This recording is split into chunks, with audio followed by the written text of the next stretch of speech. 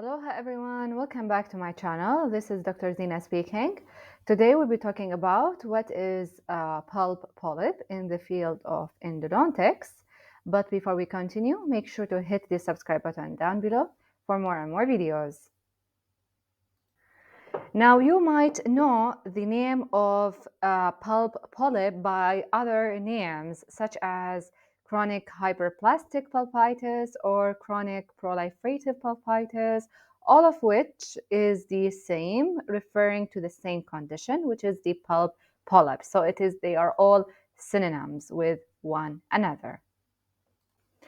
Now, as the name suggests, pulp polyp. Polyp means protruding growth. As you can see, an excess tissue that can be seen on the surface of the tooth that looks similar to the color of the gingiva, but because it is inside the tooth, so that's why it's called pulp polyp, because pulp inside the tooth. So it is a protruding growth that can be seen inside the tooth. And the excess tissue that is seen, the pink tissue that can be seen, is the granulation tissue, is just the accumulation of granulation tissue inside the tooth. Now, pulp polyp is a condition that is characterized as chronic irreversible pulpitis. So one of the degeneration of the pulp that might be seen is the pulp polyp, which is equal to chronic irreversible pulpitis. Since it is chronic, not acute, which means that it is symptomless, or the patient will not complain of pain of the case or the condition, because it is chronic. Chronic means no pain. In comparison with acute, acute means there is pain, like acute pulpitis.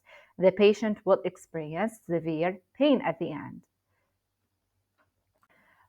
But what will the patient complain of? He will tell you during mastication. What is mastication? During biting.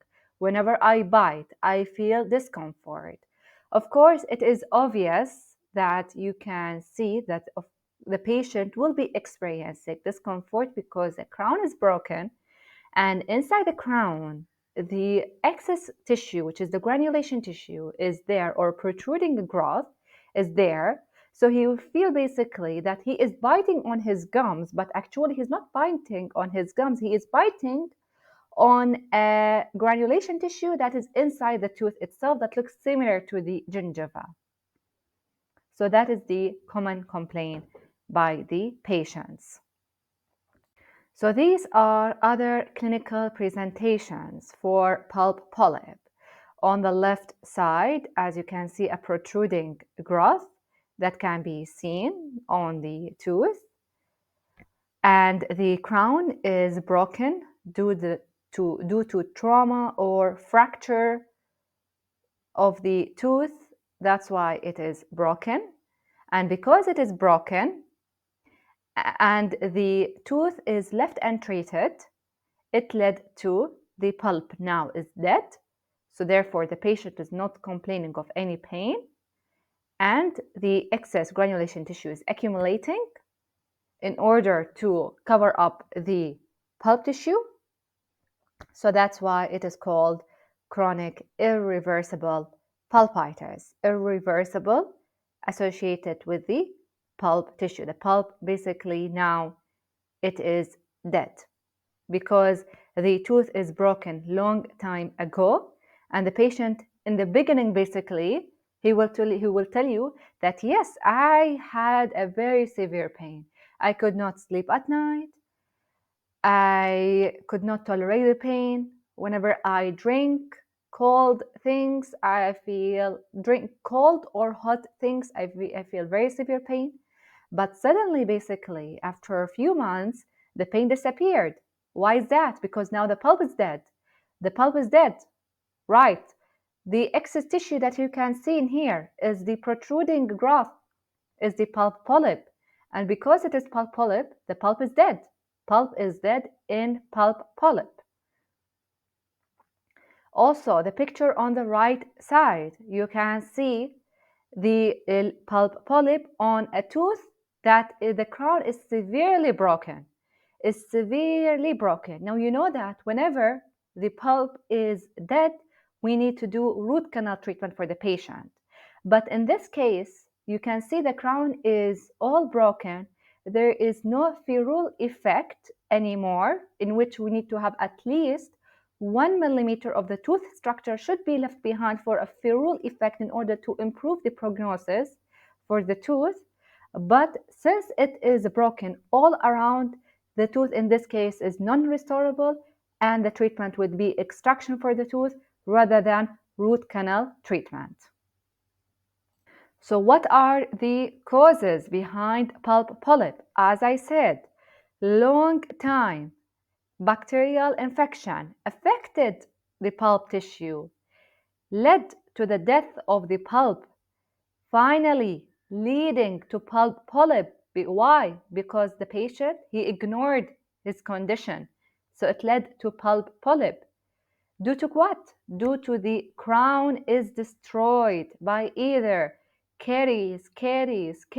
Finally, once the crown of the tooth is heavily carious, it can break easily. Or it might be broken due to the trauma, heavy biting on certain things.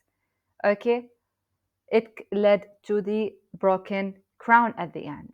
So these are the causes behind pulp polyp. So you need to take care.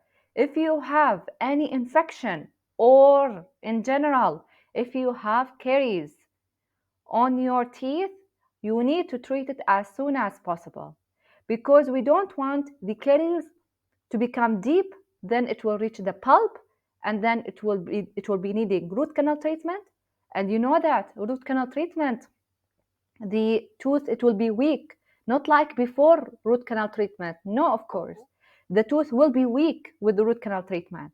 That's why we prefer always to do direct pulp capping or indirect pulp capping rather than root canal treatment, because the root canal treatment, it will it will weaken the tooth at the end. That's why we need to do crowning for the tooth after root canal treatment, because if you did not place a crown on an endo-treated tooth, it can easily break. And if it easily break, it might lead to pulp polyp at the end. Similar. So as I said, what is the treatment that we need to offer for a patient who is having pulp polyp, or chronic hyperplastic pulpitis, or chronic proliferative pulpitis? The treatment depends on whether the tooth is restorable or no, because we said that one of the causes behind pulp polyp is that if the crown is severely distracted, or it is broken due to the trauma or by caries activity.